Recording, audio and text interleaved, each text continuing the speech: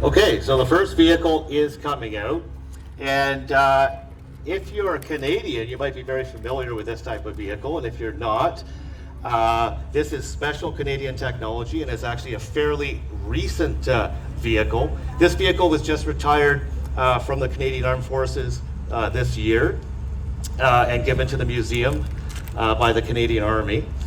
There's only 2 of these in museums, actually. So this museum has the running one, and I believe the Canadian War Museum in Ottawa is getting the second one. They're just getting it ready to take the field.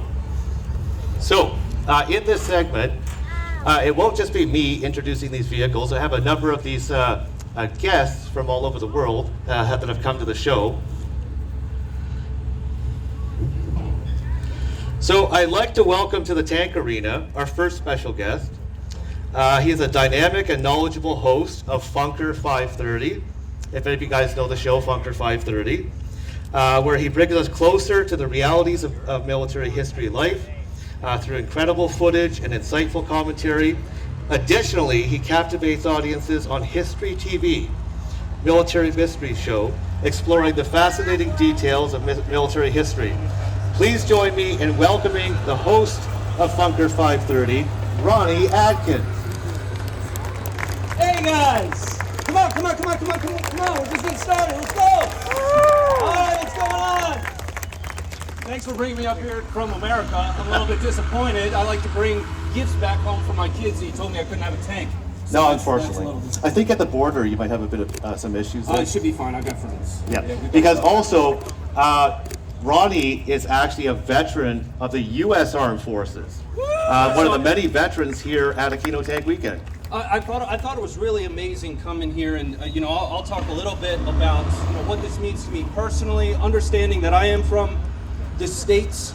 I got to bring the energy down. I know I just brought you up, but I got to take you back down and just talk for a second. A very good friend of mine is here with me today. He started Funker 530. He's Canadian Forces. He was an infantryman and a machine gunner. And one of the vehicles that he patrolled in, that he actively rode in, was an LAV-3. For me, I rode around in a stick shift 4x4 Land Cruiser. I gotta tell you, this thing was a hoopty. That LAV looks like the Ritz to me, but when you ask him, he really didn't have a good time in it. Just gonna be honest. But giving me the opportunity to see the vehicle that he was deployed in, giving him the opportunity to get back in that vehicle after over a decade, seeing the veterans that are here that drove these vehicles in combat and the stories that they can share, that's something that sets this place apart, and I don't know that I could have expected that. But we'll talk about the LAV-3. This is a special version of the LAV-3. 33 of these. Sounds good. 33 of these were set aside to have TOW missiles installed on them. If you're not familiar with the TOW is an anti-tank guided missile. It is wire guided, meaning that when it comes out of the tube, there's a big Wile E. Coyote string attached to the back of it. It's kind of goofy looking, but what it does is it reports back an image to the operator.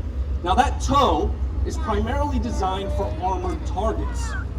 It doesn't have a TOW on it, I'm getting there. Here's the problem in Afghanistan. How many armored targets were we firing at? Not a lot. That's the answer. So what they decided to do is retrofit these with what's known as the Nanook remote weapon system. That's where the RWS comes from. Specifically, this one is modeled with a C6 general purpose machine gun. The C6 is in 7.62 by 51. Do we have any hunters?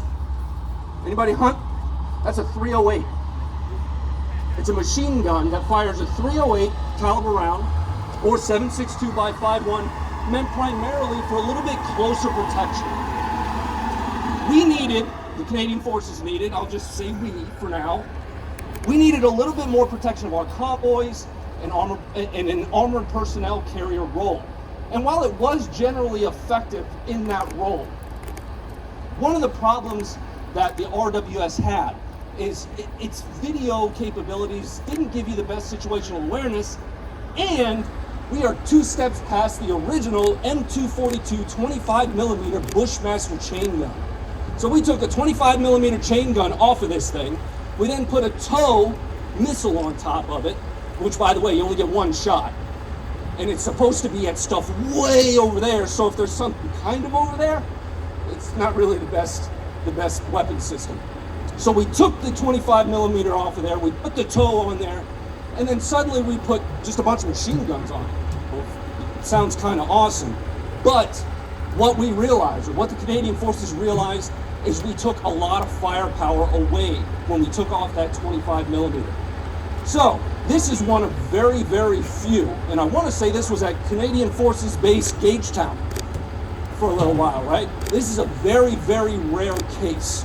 The LAV-3 has now been phased out, or is currently being phased out, by the LAV-6, which provides a few more protective capabilities from things like mines.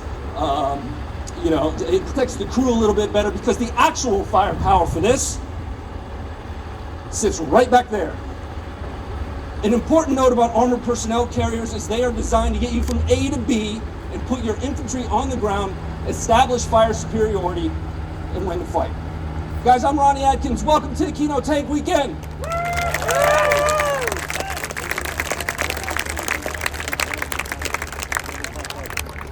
Thank you, Ronnie Atkins. That was awesome.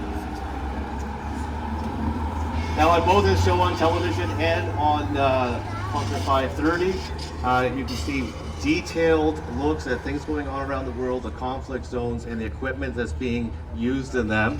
And we're very pleased to have Ronnie Atkins out here at Aquino Tank Weekend. He'll be here in the tank arena again tomorrow.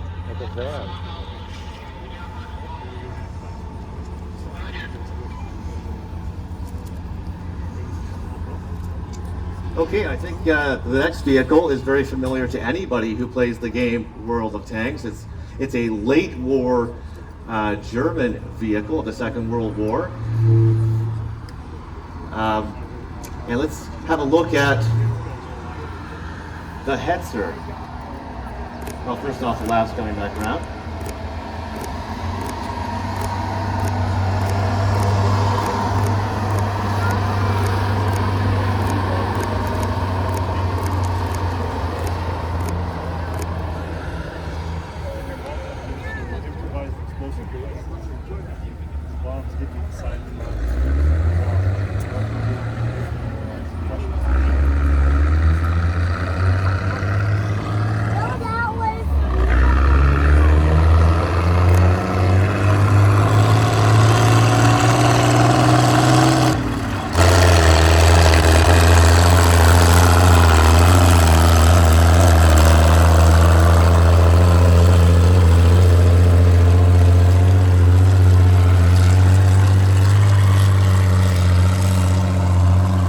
Talking about special guests, next up we have another special guest. You might know him as a celebrated YouTube creator. How many people here know Cone of Arc? All right, well, Cone of Arc is here in our VIP zone, I believe.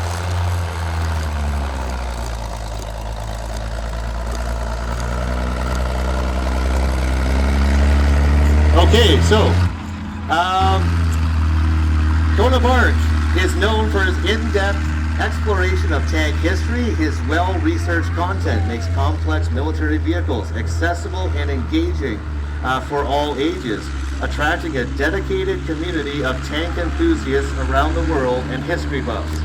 With thousands of subscribers and viral videos, he is the leading voice in the tank community. Let's give Cone of Arc a warm welcome to Aquino Tank Weekend.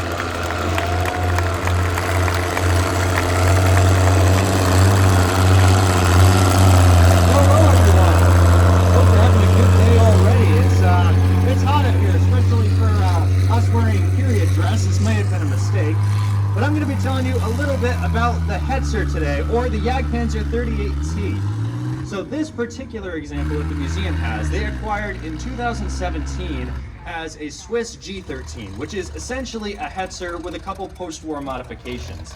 But they actually reverted it back, so this is a